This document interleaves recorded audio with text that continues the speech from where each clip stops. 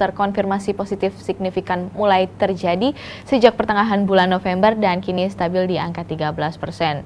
Tentunya di sini Widya Stuti juga memaparkan bahwa persentase keterpaparan atau keterpakaian tempat tidur isolasi harian atau ruang rawat inap maupun ruang ICU di 98 rumah sakit rujukan COVID-19 di DKI Jakarta juga terjadi peningkatan selama sebulan terakhir.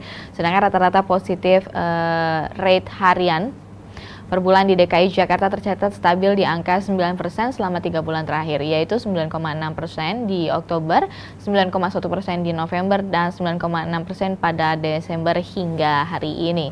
Dan pemirsa, kita beralih di berita berikutnya di mana Tempo.co di sini membahas terkait dengan mulai 22 Desember penumpang kereta wajib kantongi bukti tes antigen, dan di sini juga penumpang kereta api wajib mengantongi dokumentasi tes rapid yang menunjukkan hasil negatif COVID-19. Di sini peraturan berlaku mulai 22 Desember 2020 hingga 8 Januari 2021 atau selama masa angkut mudik Natal dan Tahun Baru berlangsung.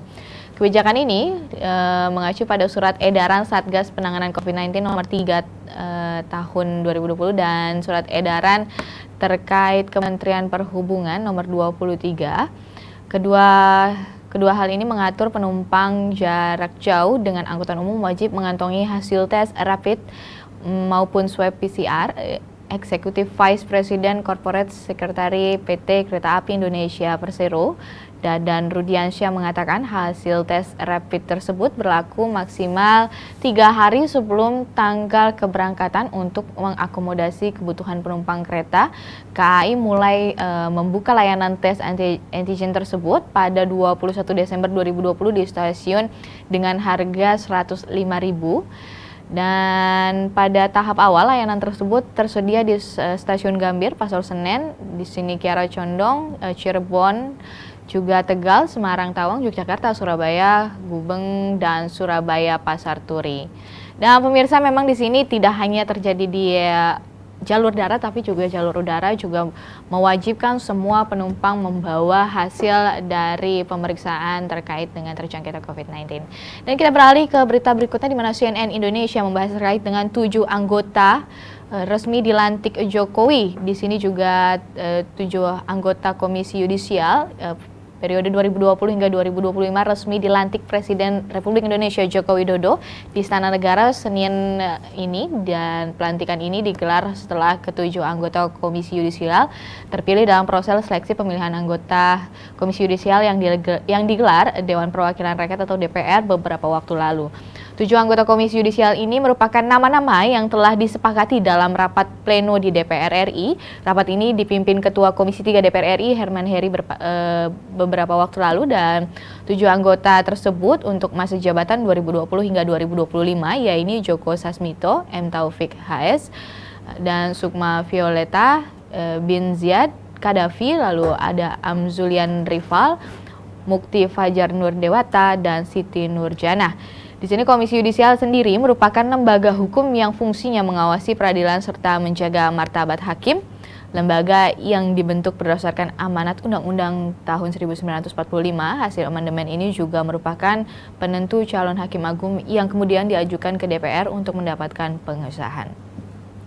Pemirsa, setelah ini kami akan membahas tajuk pada sore hari ini, maka jangan kemana-mana, tetap saksikan Suara Parlemen.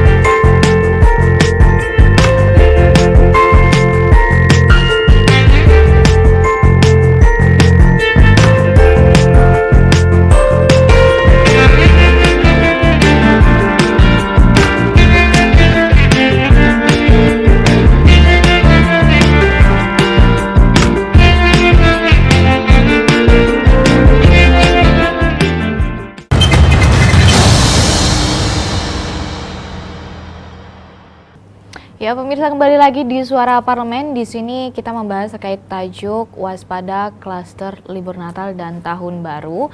Memang kita mengetahui bahwa beberapa hari mendatang akan dijalankannya bagi umat Kristiani untuk merayakan Natal dan juga untuk seluruh masyarakat Indonesia untuk merayakan Tahun Baru.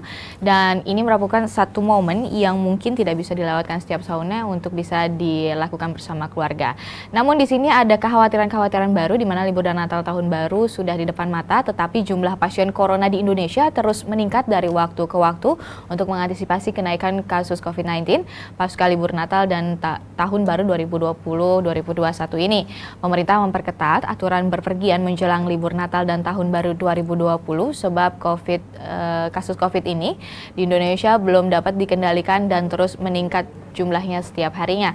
Satuan Tugas Penanganan COVID-19 mengeluarkan surat edaran nomor 3 tahun 2020 yang mengatur protokol kesehatan selama liburan Natal tahun 2020 ini dan Tahun Baru 2021 bagi para pelaku perjalanan di dalam maupun dari luar negeri. Surat edaran ini berlaku sejak 19 Desember 2020 hingga nanti di 8 Januari 2021. Sejumlah regulasi dikeluarkan pemerintah khususnya untuk transportasi umum mulai dari pesawat, kereta api hingga kapal laut untuk mencegah penyebaran COVID-19 semakin meluas.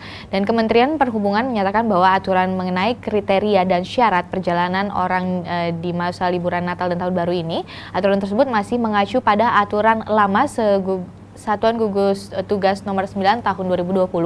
Pada surat edaran Gugus Tugas Nomor 9 yang terbit pada 26 Juni 2020 disebutkan bahwa syarat berpergian antar kota di semua moda adalah hanya dengan menunjukkan bukti keterangan sehat melalui hasil rapid test atau PCR yang berlaku selama 14 hari.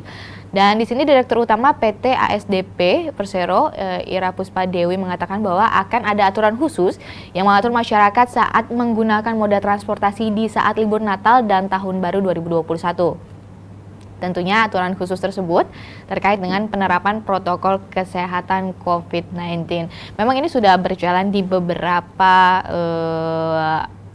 transportasi baik itu darat maupun udara, dan hal ini memang sebetulnya juga dianggap mampu atau efektif untuk mencegah penyebaran atau berpindahnya virus COVID-19 ini. Dan kita sebagai masyarakat tentunya harus sadar itu dan tetap saling menjaga. Pemirsa, setelah ini kita masih akan membahas terkait dengan penambahan klaster baru terkait dengan libur Natal dan Tahun Baru, maka jangan kemana-mana, tetap saksikan Suara Parlemen.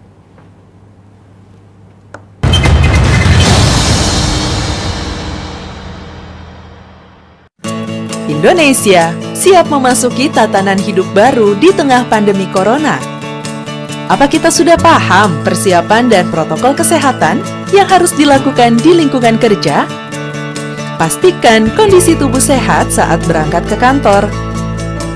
Gunakan masker, membawa perlengkapan makan sendiri, sediakan hand sanitizer, dan selalu mencuci tangan. Saat akan melakukan ibadah, ingatlah untuk saling menjaga jarak aman dan membawa perlengkapan ibadah sendiri.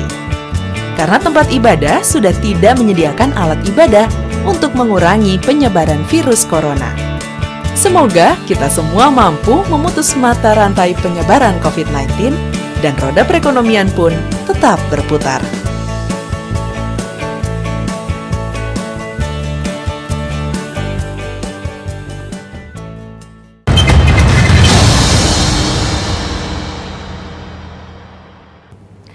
Direktur Jenderal Perhubungan Darat Kementerian Perhubungan Budi Setiadi mengakui akan ada pengetatan protokol kesehatan saat libur Natal dan Tahun Baru 2021.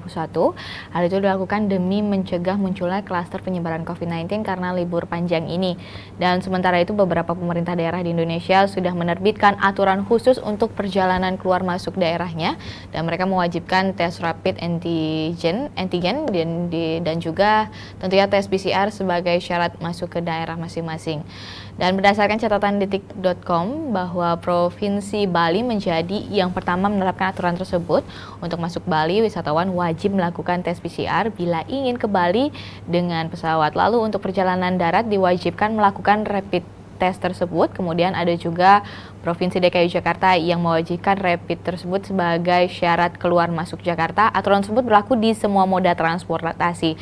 Dan Presiden Direktur AP2 Muhammad Awaludin mengatakan bahwa saat ini layanan pengetesan yang disebut untuk pengurangan COVID-19 di Airport Health Center tidak hanya rapid test antibody saja, dan seperti di Airport Health Center Terminal 3 dan Terminal 2 di Bandara Soekarno-Hatta ya kini dapat melayani rapid test antibody dan rapid test antigen dan juga PCR test.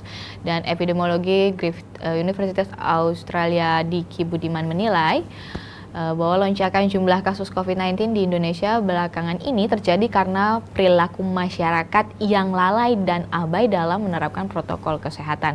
Pemerintah juga dinilai gagal membatasi pergerakan dan interaksi masyarakat, dan Diki menyebut saat awal pandemi angka positif rate di Indonesia sudah di atas 10%, melebihi standar WHO di bawah 5%. Indonesia telah 3 kali mengalami libur panjang di masa pandemik. Dari pengalaman terdahulu, libur panjang selalu berkorelasi dengan kenaikan jumlah kasus. Untuk itu, juru bicara Satgas Penanganan COVID-19 Wiku Adi Sasmito kembali mengingatkan baik pemerintah maupun masyarakat untuk berupaya keras mencegah kerumunan yang berpotensi bagi penyerapan atau penyebaran COVID-19.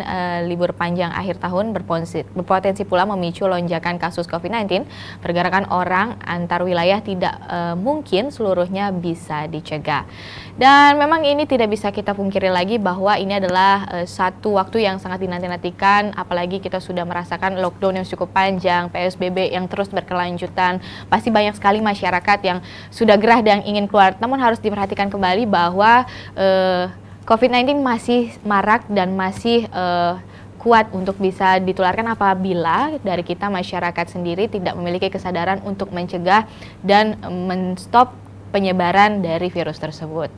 Pemirsa, maka berakhir pula perjumpaan kita pada sore hari ini. Saya Anggun Oktarini beserta seluruh kru yang bertugas mengucapkan terima kasih telah menyaksikan. Tetap jaga kesehatan dan sampai jumpa.